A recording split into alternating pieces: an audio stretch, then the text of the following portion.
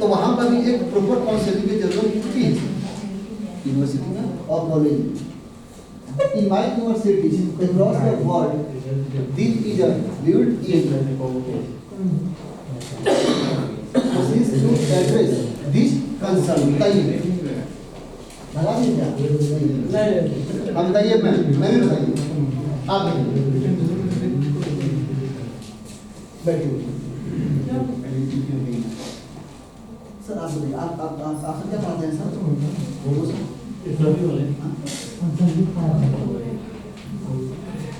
बताइए सर, पीछे कोई बताइए ना। यहाँ पे कह रहा है, यहाँ पे कह रहा है कि इन माई यूनिवर्सिटी, मेरा यूनिवर्सिटी जो है across the world, ठीक है, machine to address this concerns. अरे कैरियर काउंसलिंग किया जाता है। दुनिया की बहुत सारी यूनिवर्सिटी है जहाँ पर कैरियर काउंसलिंग होती है, बच्चों को गाइडेंस किया जाता है कि भाई आप इस फील्ड में जाइए। तो ये सारी चीजें मतलब धीरे धीरे डेवलप कर रही है बहुत जगह। हम लोग उसका है नहीं अभी, हम लोग सब लेगा हो रहा धीरे धीरे, जरूरी है। एनईपी का जितना भी प्रॉपर्टीज है, जितना भी गाइडलाइंस है, जितना भी कंडीशन है, वो कौन सा स्टेट में शुरू हुआ है? शुरू हुआ है नहीं हुआ है? अभी याद नहीं। हिमाचल प्रदेश में टोटल एक कंडीशन को सॉल्व किया जाता है। एक जगह पहला ऐसा स्टेट है, हाँ पहला ऐसा स्टेट है जहाँ मैंने प्लेस से लेकर और जितना भी ये इसका एरिया जितना भी टर्म कंडीशन है ना कि क्या करना है, होगा वो टोटल चीज़ें हमको हिमाचल प्रदेश वाला स्टेट में कर दिया सर। आप पता बाकी वाला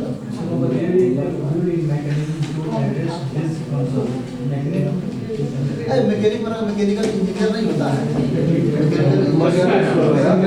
एक पॉइंट दिया है उसके अकॉर्डिंग यहाँ हमारे कॉलेज में इस टाइप्स का काउंसलिंग होता है कि नहीं, इंजीनियर का जो होता है वो काउंसलिंग होगा कि नहीं, ये चीज़ें हमको बताना है कि होता है कि नहीं। तो हम लोग यहाँ नॉलेज के ऊपर पता चल रहा है कि आप मान लीजिए कि आप इसका ऐसा फिक्स नहीं आप यस कर देंगे कि नो कर देंगे। फॉर एग्जाम्पल दे दिया गया है, अपना अपना अलग अलग ओपिनियन सर बोले नो, मैं बोली यस, वो सर बोले कि नहीं बॉडी होता है, वो सर बोले कि नहीं होता है। इस पर डिबेट होगा ना, इससे क्या होगा कि कुछ पॉइंट्स होगा ना हम लोग को क्लियर होगा, कुछ पॉइंट सर को भी क्लियर हुआ, कुछ हमको भी क्लियर हुआ, सर को क्लियर हुआ, कुछ मैम को क्लियर हुआ, कुछ सर को क्लियर हुआ। कुछ पॉइंट्स जो है ना, कुछ पॉइंट्स पर क्या होगा फोकस होगा, वो पॉइंट्स ठीक है सर। नेक्स्ट हम लोग का है सर पास कीजिए तो बच्चे देखिए आगे चल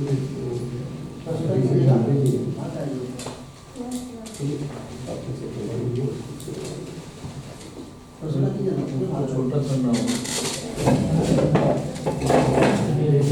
बड़ा कर दीजिए थोड़ा सा annual process. Problem of faculty member. अब यहाँ पे जो हम टीचर्स हैं, अब हम सुनते होंगे जो फाइंड आउट करते हैं वो देखा जाता है।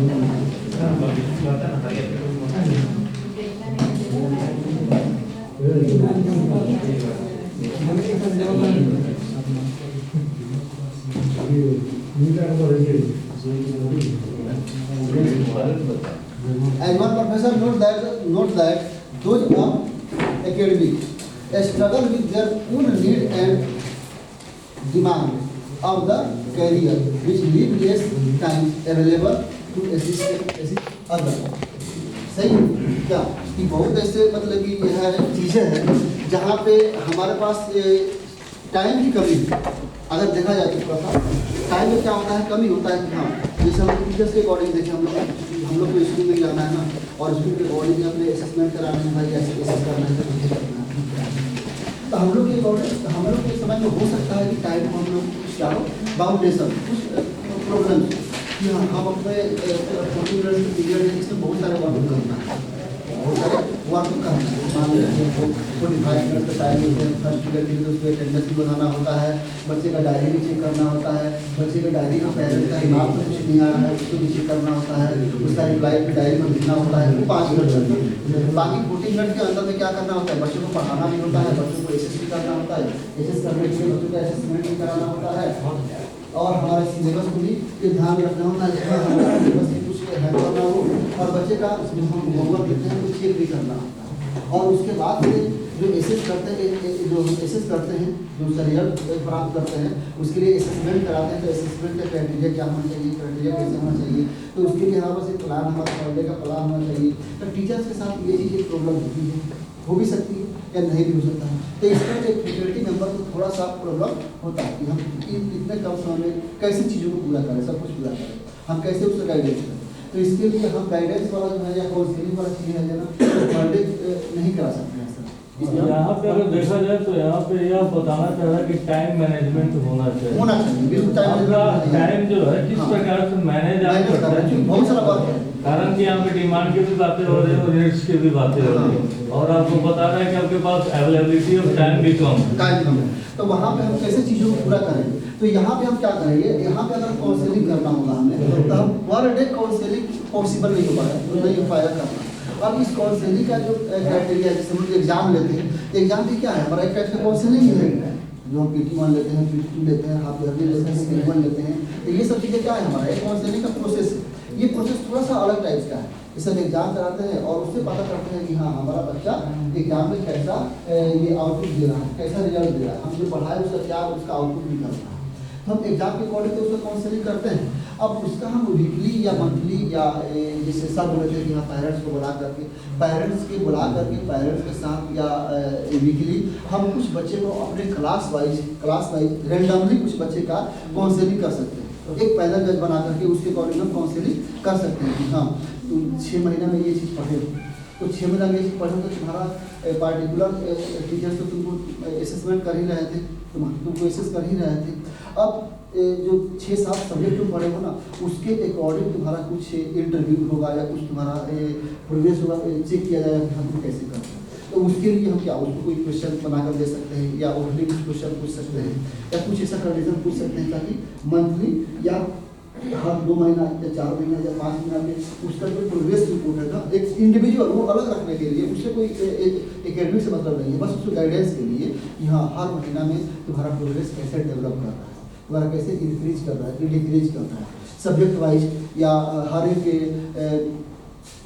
सब्जेक्ट वाइज या फिर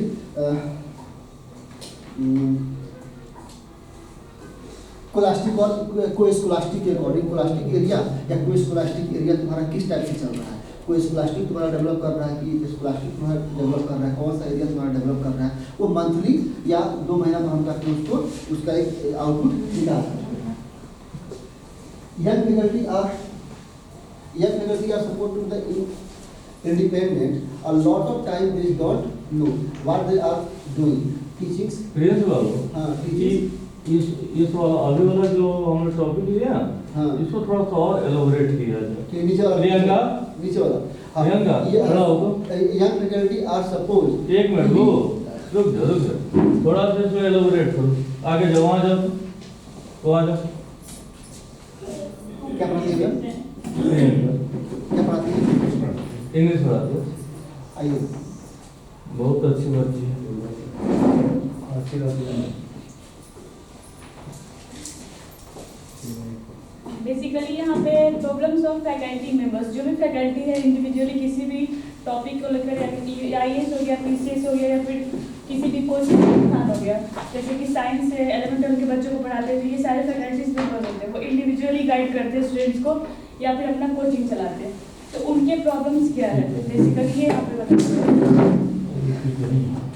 As one professor notes that those in academics struggles with their own needs and demands, जो एकेडमी स्ट्रगल्स होते हैं। अभी रुक जाओ, पहले तुम उसको पढ़ो, उसके बाद इस पॉइंट पे पहले उसको पढ़ो सारे लाइंस। हाँ ना, केवल वो जो ऊपर वाला जो 4 लाइन है ना, वहीं पे टोटल जो या तुम्हारा जो स्क्रीन दिख रहा है ना, टोटल कहानी उस 4 लाइन पे, उस 4 लाइन को पहले पढ़ो, अब पढ़ के थोड़ा सा समझ लो, उसके बाद।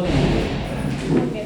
As one professor notes that those in academic struggles with their own needs and demands of the career which leaves less time available to assist others.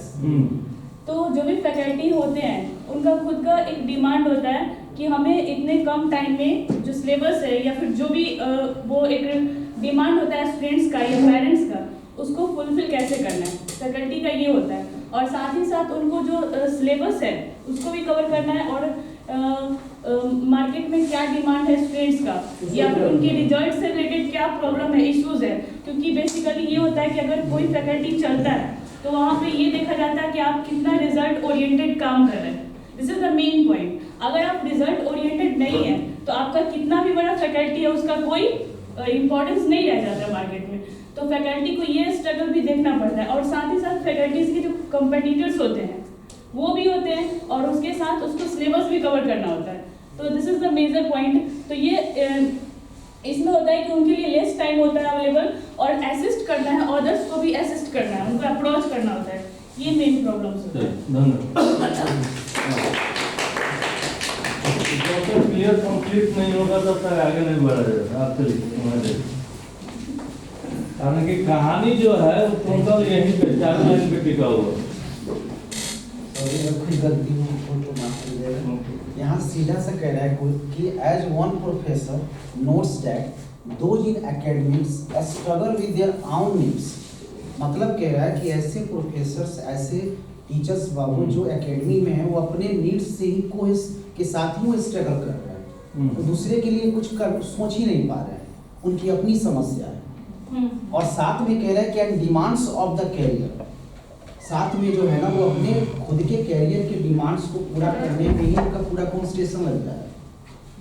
और कह रहा है कि which leaves less time available to assist कर, और जिसका नतीजा ये हो रहा है कि जिस पर्पस से उनको रखा गया है उसे असिस्ट करे, काउंसलिंग करे, उनके लिए उनको टाइम नहीं बच रहा है।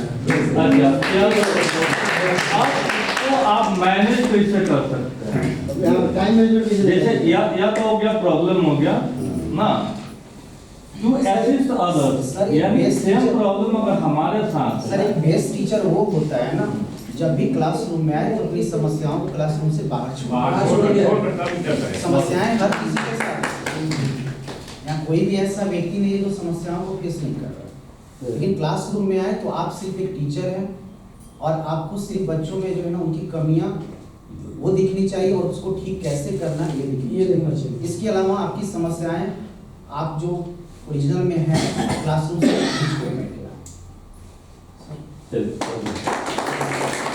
कैसे छूटेगा प्रॉब्लम, कैसे छूटेगा? जो मोबाइल आप रख दीजिएगा, फोन विकल्प दिया था, क्लास में दीजिएगा, मोबाइल कैसे दिएगा?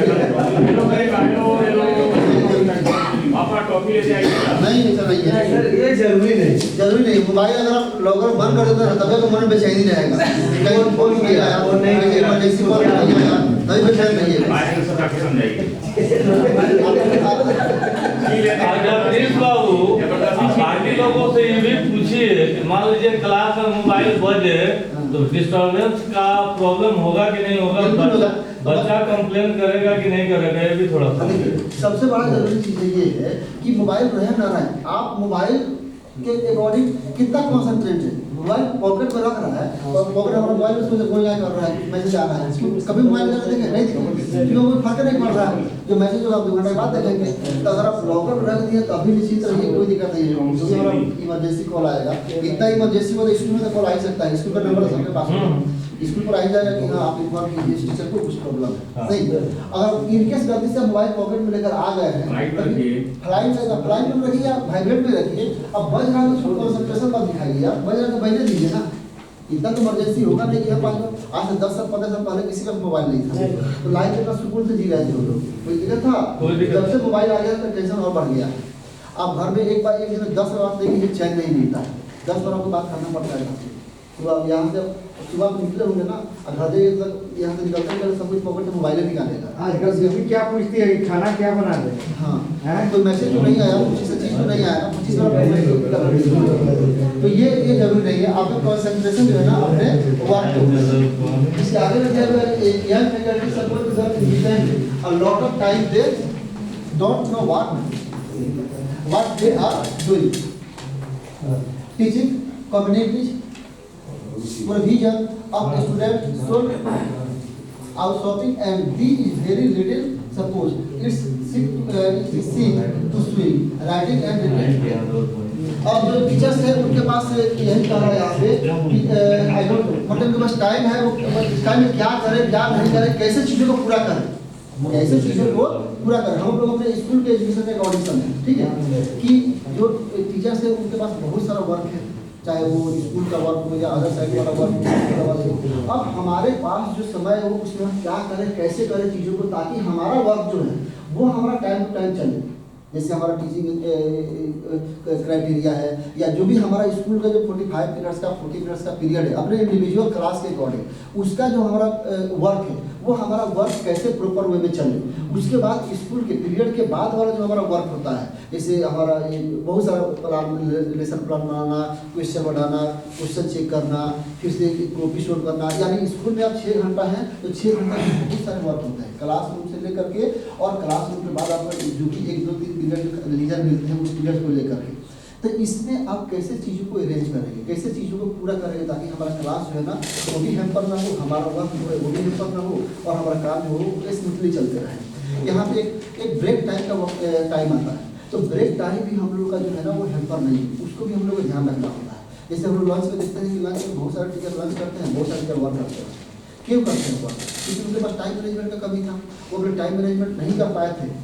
अदर वर्क जो था उनका वो अपने टाइम पर वर्क पूरा नहीं कर पाए थे, जिस कारण से उनको कोई फ्री टाइम नहीं मिलता है, लंच टाइम नहीं उनको वर्क करना पड़ता है। अब वो कहते हैं कि मैनेजमेंट गलत हो गया, वाइस प्रिंसिपल गलत हो गया, प्रिंसिपल गलत हो गया, हमको लंच के समय नहीं देते हैं, तो कहाँ से देंगे भैया बताइए? उनको तो काम चाहिए ना, हमको काम चाहिए ना।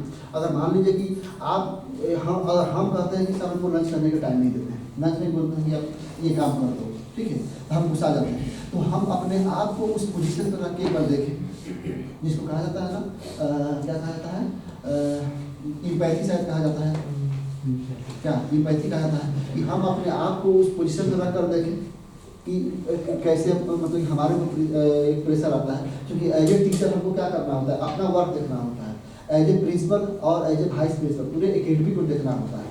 हम तो केवल अपना मैथ पढ़ा रहे तो मैथ पढ़ाएंगे, क्वेश्चन बनाएंगे, लेसन प्लान बनाएंगे, करेंगे, रिजल्ट करेंगे, सब्जेक्ट बनाएंगे। लेकिन एक प्रिंसिपल और वाइस प्रिंसिपल को मैथ, साइंस, इंग्लिश, एसएसटी इस सब कुछ का रिजल्ट देखना है।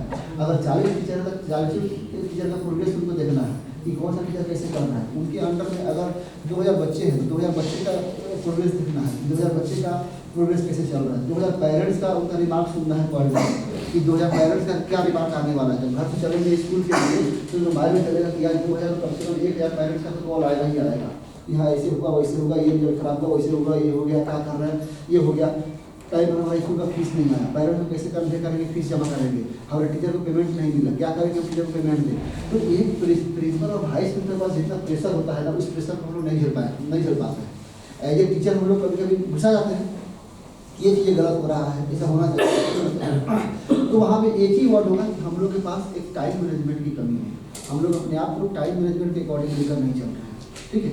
अगर हम लोग अपने आप को टाइम के अकॉर्डिंग एक अपना घर का दिनचर्या का एक अगर प्लान हम तैयार कर लें कि हमको इस टाइम में ये वर्क करना है, तो कभी भी आपको किसी भी चीज़ की समस्याएं आएगी ही नहीं। आप चाहे घर पे हो या स्कूल में हो या आउट ऑफ स्कूल हो या कहीं भी, किसी भी चीज़ का प्रॉब्लम आपको होगा ही नहीं। टाइम पर इसलिए देखते होंगे सब कि कुछ टीचर होंगे बिल बजते चल जाते होंगे, टाइम पूरा ओके, सबका आपको ओके कि कोई प्रॉब्लम नहीं है। कल पीटी वर्क का एग्जाम होने वाला है, पीटी का एग्जाम होने वाला है, उनको पता है कि हाँ इस टाइप के पीटी वर्क का एग्जाम होगा, पीटी का एग्जाम होगा, ये मेरा सिलेबस है, क्वेश्चन का पैटर्न ये है, अपना क्वेश्चन बना कर रखे हुए, जिस अनाउंस हुआ क्वेश्चन दिए तब रेडी। और कुछ एग्जाम होगा, डेट निकला जाएगा, देखा जाएगा, चलो यार तो देखा जाएगा, चलो यार होता है, हाँ चलो आज तो एग्जाम लेते हैं, कल बनाने के चक्कर में निकल जाता है ना। ये चीज़ें समस्याएं होती हैं। हम लोग का जो अपना वर्क है ना वो वर्क पहले होना चाहिए, क्योंकि जिस प्रोफेशन में हम हैं उस प्रोफेशन का वर्क पहले होना चाहिए। बाकी अपना वर्क जो है ना उस 6 घंटा के बाद वाला टाइम नहीं, तो उसी में आता है। इसमें बहुत सारा लंबा चौड़ा काम है, इसमें आता है स्ट्रेस वाला काम नहीं चला जाता है कि आप स्कूल का वर्क घर पर जाते हैं, घर का वर्क स्कूल पर करते हैं, और वो सारा क्या होता है कॉम्बिनेशन आपका गलत। चलिए many teachers in many colleges are overburdened with more connect hours with duties of non-teaching and technical and non-institute. institute. कितना भी लंबा चौड़ा कहानी बोले ना, उसी में कि हम लोग एक ही एक हम लोग टीचर है, जो अपना टीचर्स का रिस्पॉन्सिबिलिटी एज ए पेरेंट्स हम लोग अपना रिस्पॉन्सिबिलिटी समझते हैं क्या करना चाहिए, कैसे नाम रखना चाहिए। तो एज ए प्रोफेशनल कंडीशन लगा तो एज ए टीचर हमारा रिस्पॉन्सिबिलिटी क्या है, ठीक, उस रिस्पॉन्सिबिलिटी को समझ के और टाइम के अकॉर्डिंग हमको अपना वर्क करना है। Sir, mentoring of young teacher, be sincere teachers in also necessary। अब यहाँ पे जो होता है, अब टीचर का जैसे हम लोग स्टूडेंट का मेंटोरिंग करते हैं क्या, उस तरह टीचर का भी एक मतलब कि होना चाहिए ना कि हाँ टीचर क्या कंडीशन है या कैसे चीज़ें हैं। तो एक मेंटोरिंग जो होना वो एक बहुत इंपॉर्टेंट रोल करता है। Mentoring young teachers bye senior teachers is also necessary, यानी एक सीनियर टीचर का मेंटोरिंग, सीनियर टीचर का मेंटोरिंग इम्पोर्टेंट है यंग टीचर के लिए। यंग टीचर के लिए एक सीनियर टीचर का मेंटोरिंग इम्पोर्टेंट है। जैसे मान लीजिए कि अगर हम लोग टीचर हैं, जैसे मान लीजिए कोई टीचर आते हैं, उनको पढ़ाने का या कुछ ऐसे करने का उनको सही, जैसे हम लोग प्रिंसिपल है, एज ए प्रिंसिपल हम लोग गाइड करते हैं ना कि आपको ये करना है। एज ए प्रिंसिपल हम लोग को गाइड करते हैं। मैं इंग्लिश वाले मैम और इंग्लिश वाले सर थोड़ा सा जहाँ घबराएगा वहाँ बोलिएगा, क्योंकि इंग्लिश का टीचर पूरे मैथ कर दिया, ठीक है। तो वे जहाँ पे मेरा फॉल्ट होगा वहाँ पे कोई हेजिटेशन नहीं होना चाहिए, तुरंत आप लोग थोड़ा सपोर्ट कीजिएगा, ठीक है।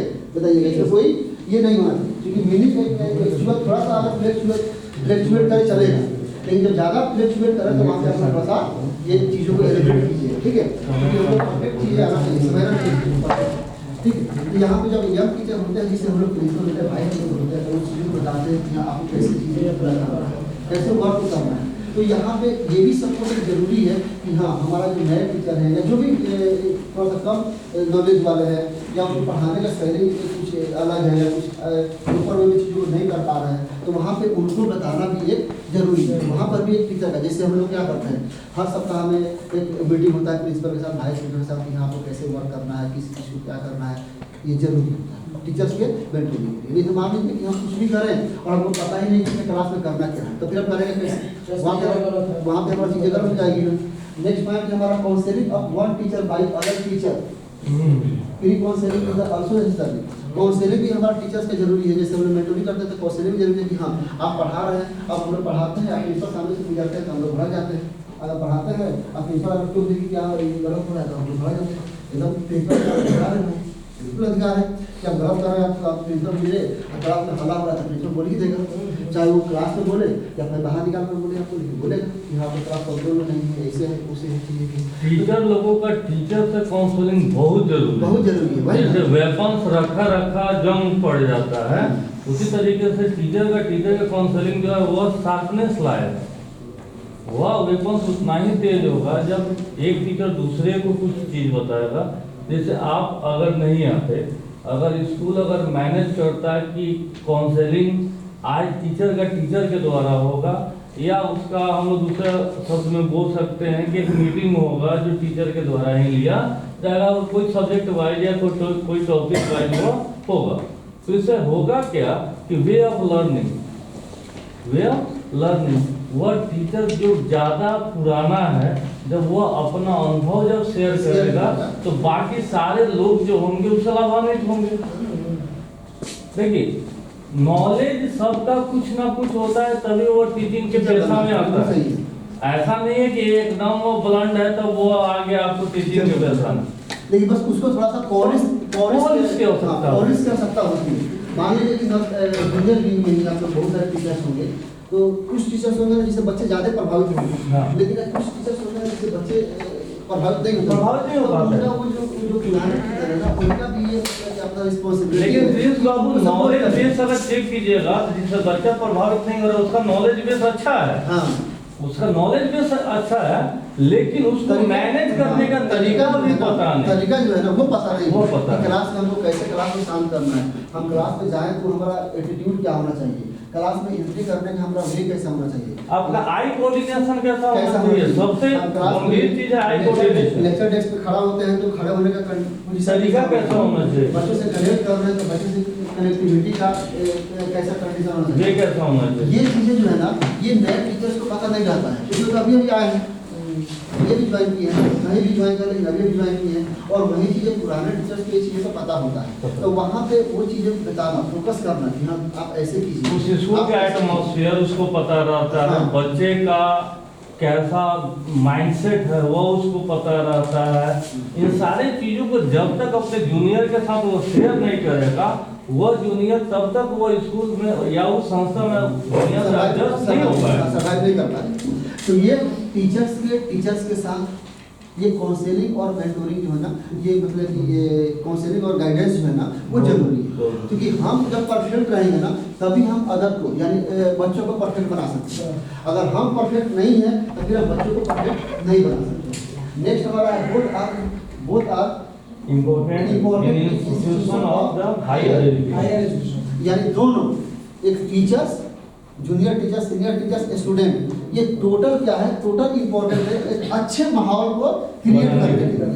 अगर दोनों में से कोई भी अगर लेकिन कर रहा है ना, तभी हमारा इंस्टीट्यूशन जो होगा ना वो हाई पोजीशन में नहीं है, वहाँ का एजुकेशन सिस्टम जो होगा ना वो अच्छा नहीं होगा। हमेशा सिक्के के दो पहलू हैं, हाँ, दो पार्ट सिक्के, हैं, हाँ। और जब तक दोनों पार्ट मिलेंगे नहीं तब तक वो वैल्यूएबल होंगे नहीं। होंगे ठीक है। तो एक दूसरे का सपोर्ट, सहयोग, हर जैसे हम लोग बच्चे का सपोर्ट करते हैं, उसे टीचर में एक गुडनेस और कोलैबोरेट का भावना सभी के पास होना चाहिए, तभी हमारा इंस्टीट्यूशन जो होगा या कोई भी संस्था जो होगा, इंस्टीट्यूशन भी छोड़ो, हमारे घर का कंडीशन या बाहर का कंडीशन या इंस्टीट्यूशन का कंडीशन, कहीं का कंडीशन जो होगा ना वो वेल कंडीशन में चले। Sir ji. Sir, excuse me, sir. What's the word here? Peer,